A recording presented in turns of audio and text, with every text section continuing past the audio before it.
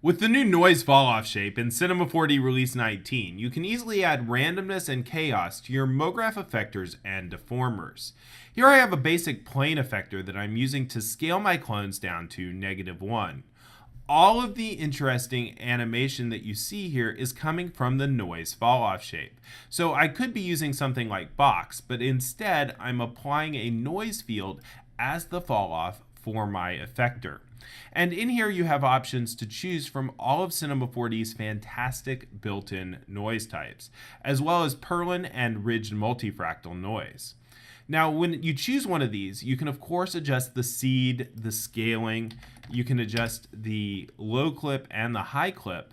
And in order to more easily visualize the noise field itself, you have the option to show this noise box. So here we're showing it in the X plane. We can also show the Y plane and the Z plane. And now you can get a really good look at the noise field that is set up for the fall off of this object, and how the various clipping and scaling is going to affect that noise field.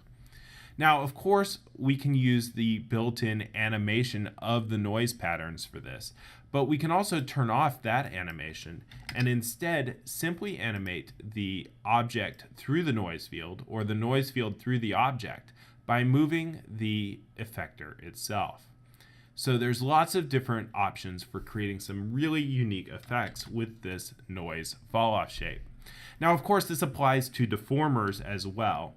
Here I have a scene where I'm using a collision deformer to transform a basketball into a football. And if I don't use the noise falloff shape, this animation is pretty boring. But by adding the noise falloff shape, I'm able to add some chaos into that transformation and make it a lot more interesting. Now, of course, here again, I have the option to choose between all of the noise types in Cinema 4D. So again, I can go to something like that mod noise and get something that's more like a boxy transformation. And we can, of course, continue to adjust the scaling, and we can show the box in order to get a closer look at the noise pattern itself.